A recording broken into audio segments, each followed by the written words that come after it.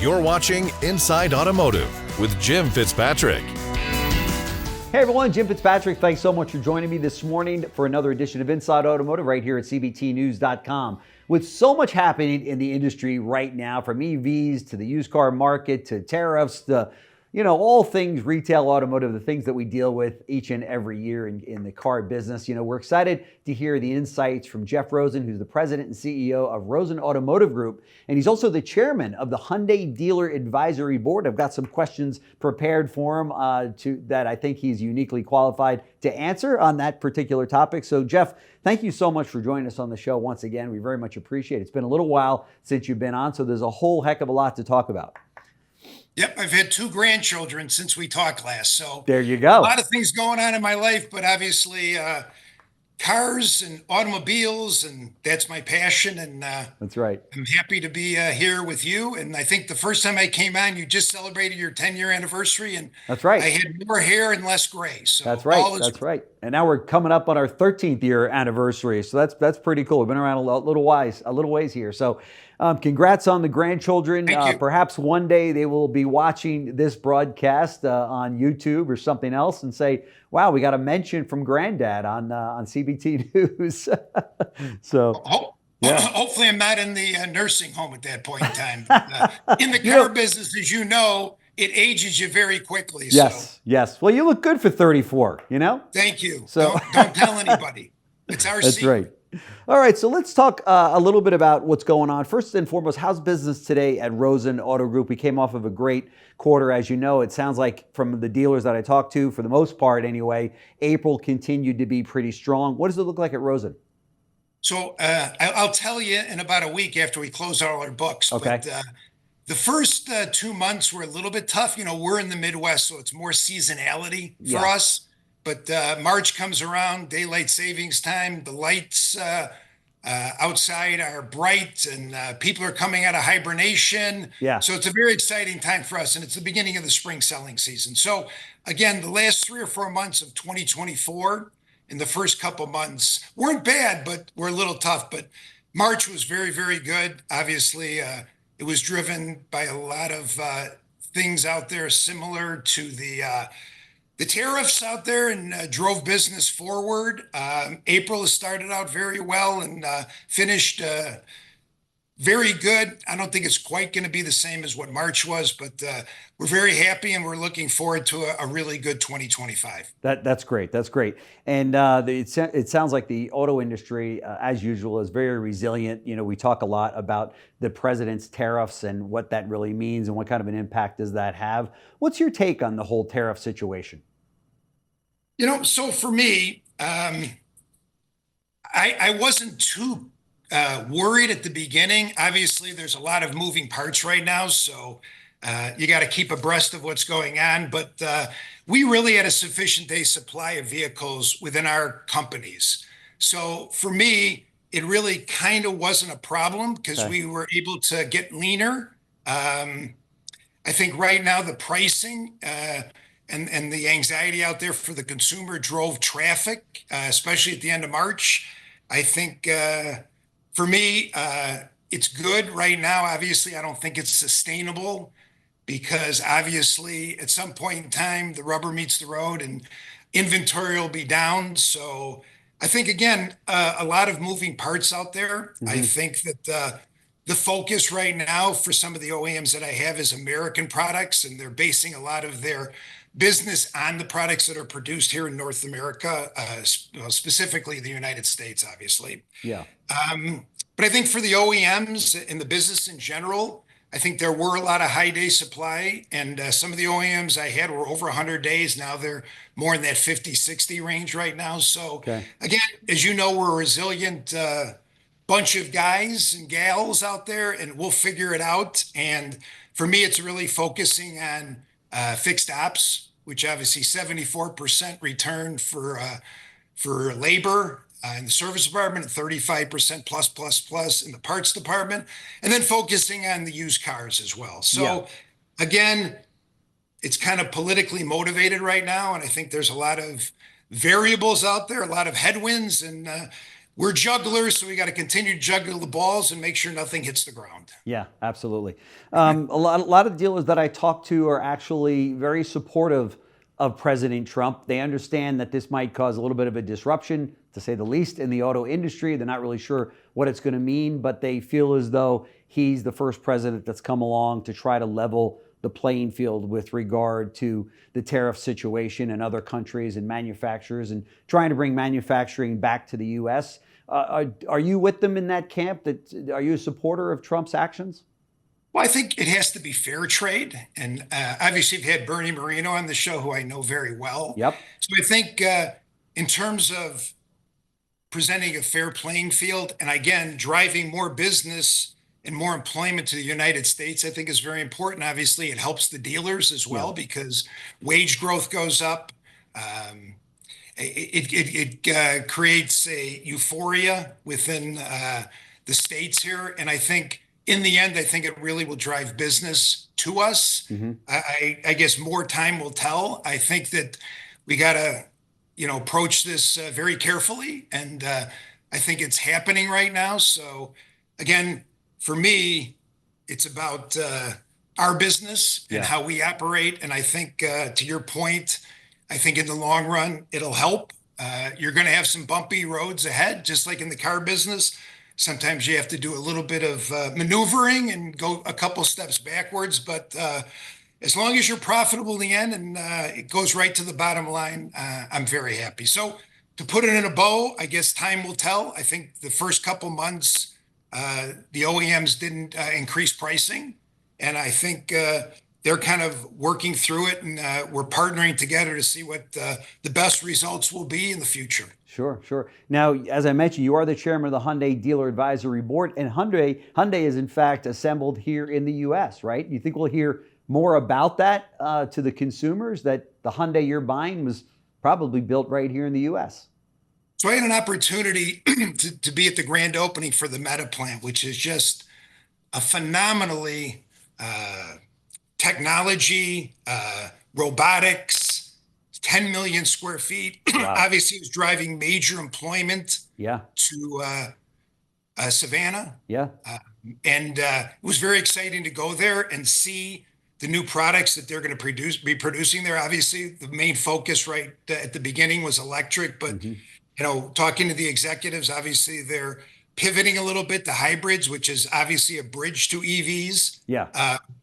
They're making major investments. I think within the last couple of weeks, the EC was with President Trump at the White House, going over his investments, which is a steel plant in New Orleans. And then obviously all the employment that they're bringing and all the really accelerating things that go with it. So if you have a major plant, obviously you have to have supply chain within that area. And now they're producing steel. So a lot of good things. And they're making the investment. They're pivoting. And it's a great brand and has a lot of momentum. And Jose, Randy, Claudia, and their team are really providing great leadership. And, looking forward to the new Palisade that's coming out right now. Beautiful vehicle that I saw. And then the Ioniq 9 as well. That's going to be produced at the Meta plant. So again, a lot of great things out there, and working together with the Dealer Advisory Board to get return on sales to where it needs to be and drive profitability, and working together with the OEM, because it is a partnership, and we can't do what only focuses for us. We've got to do what works for them, and vice versa. Sure. Having said that, we're working with the partners and the OEMs, because that's such an important partnership. Obviously, the dealer and the OEM working together. Let's talk a little bit about the Amazon relationship with Hyundai. A lot of dealers are taking a look at that. I know it's a little bit of a wait and see to see how this thing works out. Can you provide any kind of an update on where that stands today and how that's working? So I think it's a great initiative. Obviously, I came on board with the board after that initiative has started. So it started as a pilot program. Okay. Now it has gone out to a number of dealers. We are an Amazon dealer. I think it's a great way to drive traffic. I think there's things right now that we're discussing, and we did at our last meeting, of tweaks. I know that they're launching used cars, they're launching leasing. But I think working together, and we have a small group that is having conversations right now, is to try and partner with Amazon. And it's amazing, Amazon, probably the most technological company, greatest marketing company of all times, but the car business is a different business. Yeah, it's true. And obviously, there's been some bumps in the road, which has been out there. And I think for us, working together and trying to really focus on where that friction is, where those pain points are. So again, the conversation right now is about products that are being able to be sold, and then really the financing. Right. Because dealers are so involved. Most dealers that come in here to our store and stores, it's like 60-70% finance penetration. Right. So we have to walk them through that process. So it is a little more difficult for the consumer. So we are looking at other finance sources to enhance the whole initiative, but we'll get there. I mean, the amount of consumers that obviously visit Amazon and the name that they have out there in the market right now, huge. It's great to partner with them. That's so right. Again, we'll figure it out, and we'll keep moving forward and keep creating momentum and make it the best product that it's possible. Yeah, that's great. And also, I think the trade-in issue was another thing that you all were trying to get your hands around as well, right? So trade-ins right now, obviously, they have a company that'll kind of guarantee the trade. But right now, with obviously the sourcing of used cars so important, lease returns coming back, the reduction of that, we're good for doing whatever it takes right now to get a trade-in, because if you don't have the car, obviously you can't sell it. And I don't really think the MMRs of the world and some of these other companies that value these vehicles, I don't think it's quite caught up. Yeah. And I think the CarMaxes and Carvanas out there see what the future is. And for us, obviously, used cars is something we can control. We need those vehicles. CPO is a great opportunity, a great marketing vessel for us. So again, it's not as tough. I mean, obviously, valuing the vehicle, each vehicle is unique. So some of the vehicles are worth more than others. But I think we'll get our arms around that as well, and it'll all work out. Yeah. Are the dealers, are your fellow Hyundai dealers, do they feel pretty positive about the overall Amazon program and project? I think the positivity since I've joined is considerably better. Obviously, there was all that unknown that was out there. Is Amazon going to open up dealerships and so forth? And it has been pretty well talked about that they're not. And they're really trying to drive traffic to the stores. But again, any process, and this is in its kind of infancy stages right now, you're going to have ups and downs. But I mean, what better partner to drive traffic to the store than Amazon? Yeah. And it's all about tweaking and making it better and working together and partnering. And I think they understand that as well. And I've seen the executive from Amazon that's the point person going over on shows that she knows that things have to maybe change a little bit. And I think we're working together to try and get that accomplished. But Hyundai came out of the gate strong and took on this initiative. And I believe that it's the best way moving forward, and very excited about the prospects in the future. Good. And you know that the other OEMs are watching every move Hyundai makes, because they know the power of the audience that Amazon has, right? I mean, it's incredible.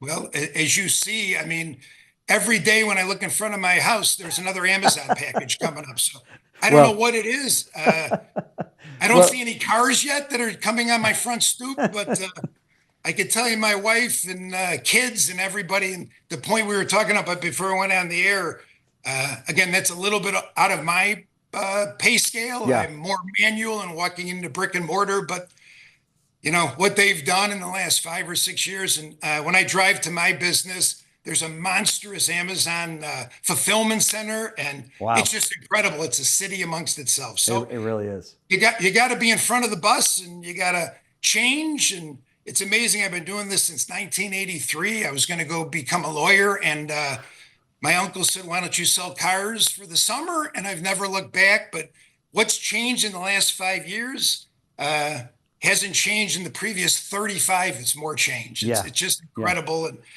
we've got work with that change, or again, that bus will only see the back of the bus and we'll be run over. So That's gotta exactly right. always be continuing to evolve. And I think Amazon and AI and all the other opportunities out there, you got to get your arms around and take advantage of it and streamline your That's business. right. Jeff, you have do you have a Nissan store in the group? I do. I have two Nissan Give, stores. give us a little update, if you would, on Nissan, and give us your perspective on Nissan and its future. So I think they have a very good team in place right now. I think there is a sense of urgency. I think the focus right now is more streamlined. It's only about the resources to sell cars. Okay. And I've been involved in that. And I think that they're kind of getting rid of the things that low-hanging fruit that really didn't materialize into selling cars. Yeah. I think obviously the PR has been a little bit difficult, but I think they're getting out in front of that as well. I think their day supply is getting in line right now. I think it was helped obviously from March and April business as well. Yeah. But they're trying to increase share of voice, and it's a very competitive market, and obviously, there's been a lot of turnover on the executive side. But I think they've got a team right now that I've known for a while that I think is moving in the right direction and creating momentum. And I think hopefully moving forward, I mean, I have an investment and I want to make sure that we take care of our consumers and keep our business moving forward. And I think it's moving in that direction.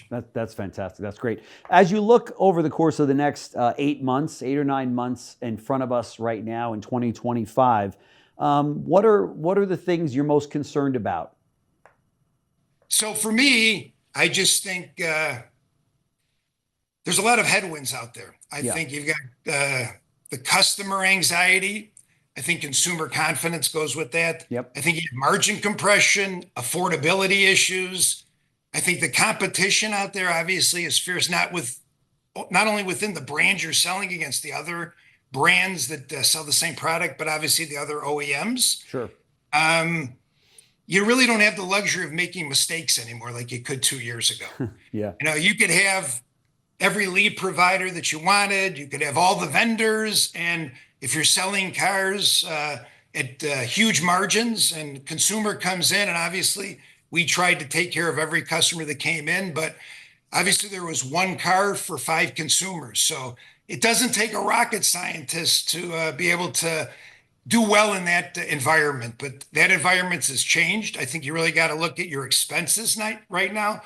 My mantra has always been you can't expense yourself into a profit, but you really got to cut the fat, not the bone. And I think it's important right now to really look at your low-hanging fruit, where it doesn't really focus on driving business. So you only need one vendor. You don't need 5 vendors that are doing the same thing. Utilize the technology that's out there. I think AI has come a long way right now. So get your arms around that. I think EVs, make sure you're in the right position for that, because I think that's coming. The leasing market has changed. We're in a big leasing area. So I think right now, as I had talked about before, there is going to be a reduction in the vehicles coming due. So you have no luxury to lose your consumer base. So you have to market the customers that are coming out of leases. I think the incentives have come up.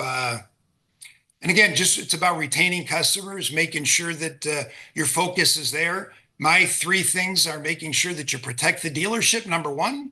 You give the customer a great experience and make sure you have employees there that are looking out for your best interest and the consumers. And normally good things happen. But again, you have to make sure you're out in front of it. Every day's a new adventure. And you've got to make sure that you have the right people in place that are going to look out for your best interests and focus on driving money to the bottom line.